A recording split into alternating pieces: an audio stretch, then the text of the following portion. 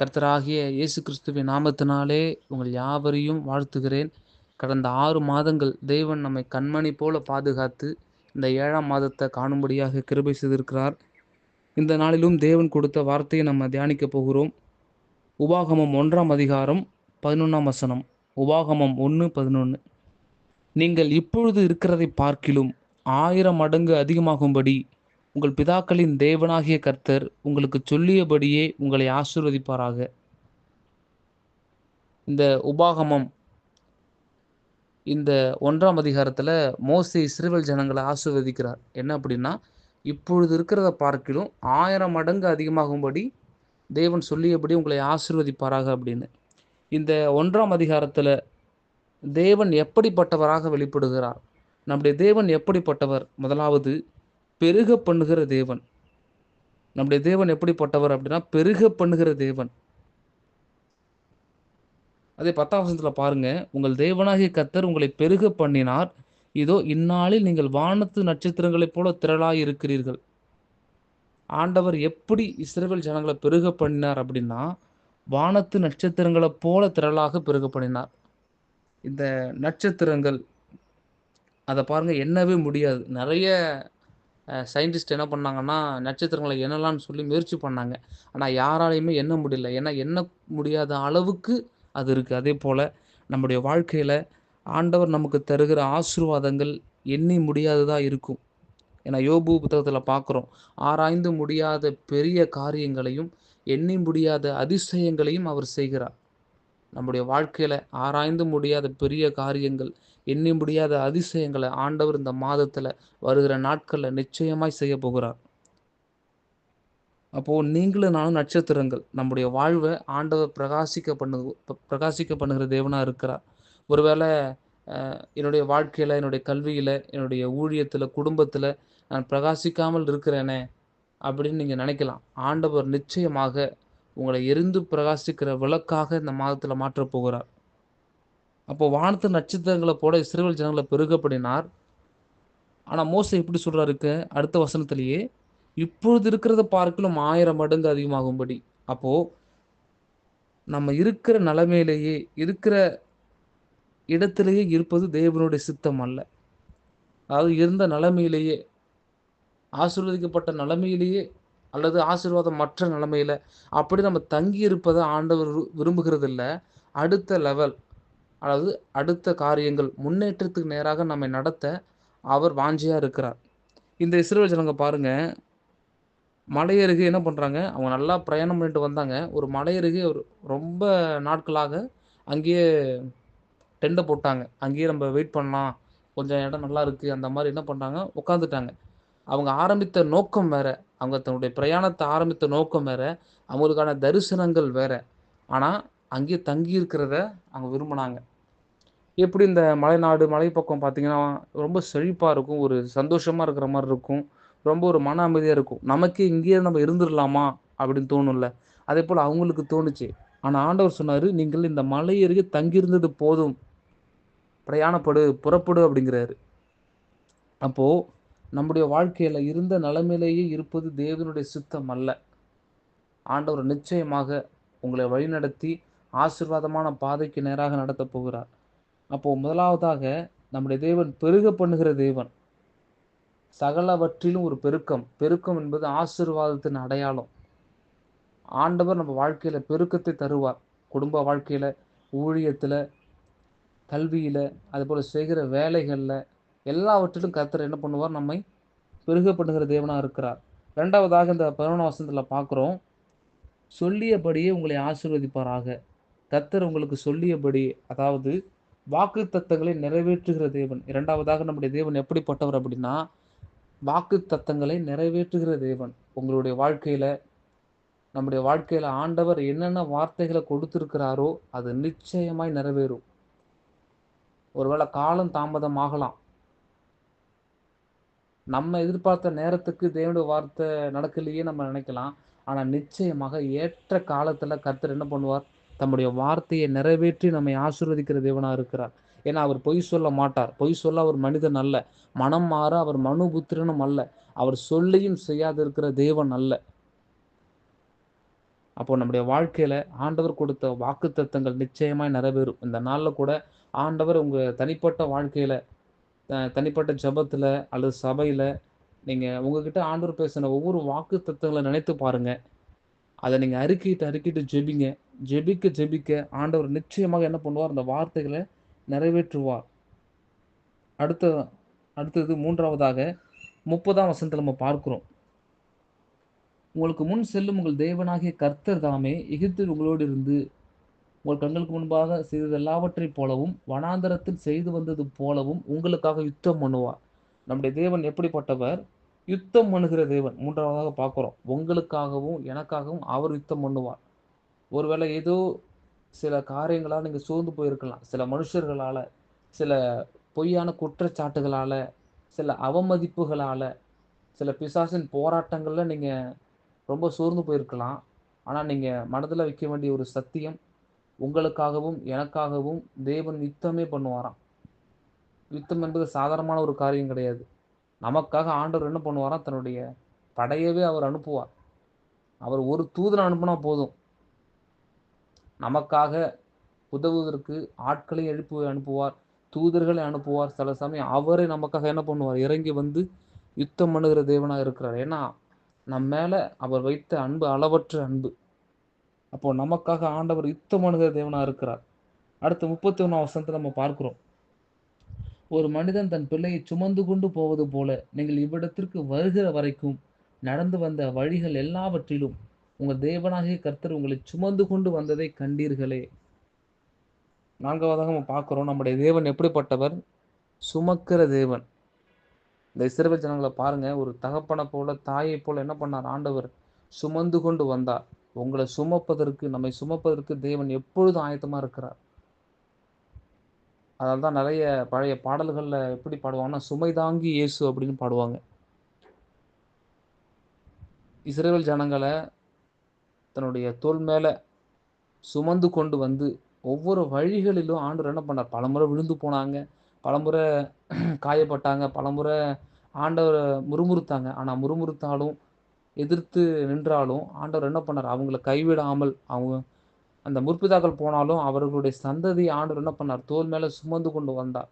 உங்கள சுமந்த தேவன் உங்களுடைய சந்ததிகளையும் நிச்சயமாக சுமந்து அநேகருக்கு ஆசீர்வாதமாய் மாற்றுவார். அப்போ அவர் நம்மை சுமக்கிற தேவன். அவர் நம்மை சுமப்பதனால நம்ம கீழே விழுந்து போறதும் இல்ல. விழுந்தாலும் நம்ம தள்ளுண்டு போவதில்ல. கர்த்தர் நம்ம என்ன பண்ணுவார்? தோள் மேல சுமந்து கொண்டு நிச்சயமாக தம்முடைய மந்தையில் சேர்க்கிற தேவனா இருக்கிறார். அடுத்து கடைசியாக தேவன் எப்படிப்பட்டவர்? 33ஆம் வசனம். இரவில் அக்கினியிலும் பகலில் மேகத்திலும் உங்களுக்கு முன் சென்றாரே. இப்படி இருந்தும் இந்த காரியத்தில் நீங்கள் அவரை விசுவாசியாமற் போனீர்கள். அப்போ ஆண்டவர் என்ன பண்றாரு? அக்கினி ஸ்தம்பம், மேக ஸ்தம்பமாக என்ன பண்றாரு? பகல்ல மேகஸ்தம்பம், இரவில் அக்கினி ஸ்தம்பமாக இருந்து வழி நடத்துகிறார். 5வதாக நம்முடைய தேவன் எப்படிப்பட்டவர் நம்ம பார்க்கிறோம் அப்படின்னா, வழி நடத்துகிற தேவன். மேகம், அக்கினி இது எல்லாமே அதிகமாக எதற்கு அடையாளமாக சொல்லப்பட்டது அப்படின்னா, தேவனுடைய பரிசுத்த ஆவியானவர், அடுத்து தேவனுடைய வார்த்தை.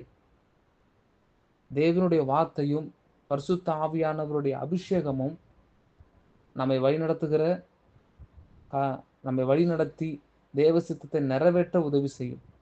ஆண்டவர் நமக்கு கொடுத்த மிகப்பெரிய ஒரு ஆசீர்வாதம் தேவனுடைய வார்த்தை, தேவனுடைய தெய்வீக அபிஷேகம். அநேகருக்கு இந்த பழைய ஏற்பாட்டிலேயே சில பேர் மேல மாத்திரம் தான் ஆண்டவர் அபிஷேகத்தை வைத்தார். ஆனா புதிய ஏற்பாட்டுல ரட்சிக்கப்பட்டு உண்மையாய் மனம் திரும்பி அவருக்காக வாழணும்னு சொல்லி தீர்மானம் எடுக்கிற ஒவ்வொரு பிள்ளைகள் மேல தம்முடைய ஆவியை அளவில்லாமல் ஊற்றி இருக்கிறார். அதனால் நம்முடைய தேவன் எப்படிப்பட்டவர்? வழி நடத்துகிற தேவன். ஒருவேளை சிறிய காரியமோ பெரிய காரியமோ ஜெபத்தோட ஆரம்பிக்கணும். அப்பதான் ஜெயத்தோட முடியும். ஜெபம் நம்முடைய ஆரம்பமா இருந்தால் ஜெயம் நம்முடைய முடிவாக இருப்பது நிச்சயம். நிச்சயமாக நம்முடைய ஆண்டவர் எப்படிப்பட்டவர் அப்படின்னா, ஜெயிக்க வைக்கிற தேவன். எல்லாவற்றையும் மேற்கொண்டு நம்ம ஜெயிக்கும்படியாக கர்த்தர் என்ன பண்ணுவார்? கிருபை தருவார். அப்போ நம்மை வழி நடத்துவார். 5 காரியங்களை பார்த்தோம். நம்முடைய தேவன் எப்படிப்பட்டவர்? பெருக பண்ணுகிற தேவன், வாக்குத்தத்தங்களை நிறைவேற்றுகிற தேவன், யுத்தம் பண்ணுகிற தேவன், சுமக்கிற தேவன், வழி நடத்துகிற தேவன். ஆண்டவர் கொடுக்குற சில கட்டளைகளையும் நம்ம பார்க்க போகிறோம். 21ஆம் வசனத்துல பார்க்குறோம். இந்த காரியங்கள் நம்ம வாழ்க்கையில நடக்கணும் அப்படின்னா, பயப்படாமலும் கலங்காமலும் இருக்கணும். என்ன காரியம் வந்தாலும் பயப்படக்கூடாது. கலங்கவே கூடாது. தைரியமா இருக்கணும். இன்னைக்கு அநேகருடைய வாழ்க்கையில பயம்தான் மேலோங்கி இருக்கு. என்ன பண்ண போறோம்? பயம் அதிகமா இருந்தா ஒரு காரியத்த புரிஞ்சுக்கணும். நம்முடைய வாழ்க்கையில விசுவாசம் ரொம்ப குறைவா இருக்கு அப்படின்னு. அப்போ ஜெபத்தையும் தேவனுடைய வார்த்தையை வாசிப்பது, தியானிப்பது, அபிஷேகத்தால் நிரம்புவது, சபை ஐக்கியத்தை பலப்படுத்துவது, ஊழியக்காரரோடு இருக்கிற ஐக்கியத்தை பலப்படுத்துவது, விசேஷித்த கூட்டங்களை கலந்து கொள்வது, நிறைய சாட்சிகளை கேட்பது, இந்த மாதிரி காரியங்கள் இருக்கும்போது நம்முடைய வாழ்க்கையில விசுவாசம் இன்னுமாய் அதிகரிக்கும். விசுவாசத்தில் நம்ம பலப்படுவோம். விசுவாசம் பெருகும்போது பூரண அன்பு பயத்தை புறம்பே தள்ளும். அப்போ பயப்படவே கூடாது, கலங்கவே கூடாது. பயம், கலக்கம் நம்ம ஒரு தேவ பிள்ளைகள் வாழ்க்கையில பயம், கலக்கம் அதிகமாக இருக்கவே கூடாது. கர்த்தர் மேல விசுவாசமா இருக்கணும். அவன் இருதயம் கர்த்தரை நம்பி திடனா இருக்கும். நம்ம இருதயம் எப்ப திடனா இருக்கும்? கர்த்தரை நம்புவதில் தான் நம்ம இருதயம் திடனாக இருக்கும். அப்போ நம்முடைய இருதயத்தை என்ன பண்ணணும்? திடப்படுத்தி கொண்டே இருக்கணும். 2வது அதே 21 வசனத்துல சுதந்தரித்துக்கொள் அப்படிங்கிறாரு. நம்ம சுதந்தரிக்கணும். வாக்குத்தத்தம் கொடுத்துட்டாரு, தரிசனம் கொடுத்துட்டாரு, அழைப்பு கொடுத்துட்டாரு, அபிஷேகத்தை கொடுத்துட்டாரு. நம்ம என்ன பண்ணணும்? அமைதியா இருந்து சுதந்தரிப்போம் அப்படின்னு இல்லை. ஆண்டவர் என்ன பண்றாரு? அமைதியா இரு, யுத்தம் பண்ணுங்கிறாரு. ஆனா சுதந்தரிப்பது யாருடைய கையில இருக்குன்னா, நம்முடைய கையில தான் இருக்கு. நம்ம தான் சுதந்தரிக்கணும். வெற்றியுள்ள வாழ்க்கைக்கு நம்ம சுதாரிப்புள்ளவர்களா இருக்கணும். நம்ம சுத்திகரிக்கப்பட்டவர்களா இருக்கணும். சுதந்தரிப்பவர்களாக இருக்கணும். அப்போ எப்படி சுதந்தரிப்பது பாஸ்டர் அப்படின்னா, ஜெபத்தை அதிகப்படுத்தணும். தேவனுடைய வார்த்தையை அதிகமாக வாசிக்கணும், தியானிக்கணும். தரிசனத்துக்காக என்ன பண்ணணும்? காத்து இருக்கணும். அதிகமாக காத்திருக்கணும். அப்போ நல்ல அபிஷேகத்தால் நிரம்பி இருக்கணும். விசுவாச வார்த்தைகளை பேசணும். அநேக முறை இன்னைக்கு பாருங்க, விசுவாச வார்த்தைகள் வாயில வருவதே கிடையாது. எல்லாமே எதிர்மறையான வார்த்தைகள் பேசி பேசி எதிர்மறையான எண்ணங்களை நம்ம யோசிச்சு பாருங்க. இன்னைக்கு அநேகருக்கு தேவன் மேலேயும் விசுவாசம் வர மாட்டேங்குது. தேவனுடைய வார்த்தைகள் மேலேயும் விசுவாசம் வரமாட்டேங்குது. சில தீர்க்க தரிசனங்கள் மேலேயும் விசுவாசம் வரமாட்டேங்குது. அப்போ விசுவாச வார்த்தைகளை பேசணும். எவ்வளவு எதிர்மறையான காரியங்கள் இருந்தாலும் சரி, கர்த்தர் என்னை நித்தமும் நடத்துவார். அவர் என்னை மகா வறட்சியான காலங்களிலும் என்னை செழிப்புள்ளதாக்குவார். இந்த விசுவாச வார்த்தைகளை அறிக்கையிடுவதில் ரொம்ப ஸ்பெஷலாக அதிகமாக நம்ம பார்த்தோம் அப்படின்னா, பைபிளில் தாவீது ஒரு பக்கம் அவர் புலம்புனாலும் வேதனைப்பட்டாலும், இன்னொரு பக்கம் என்ன பண்றாரு? தேவரீர் என் பலன், என் கோட்டை, என் அரண் அப்படிங்கிறாரு.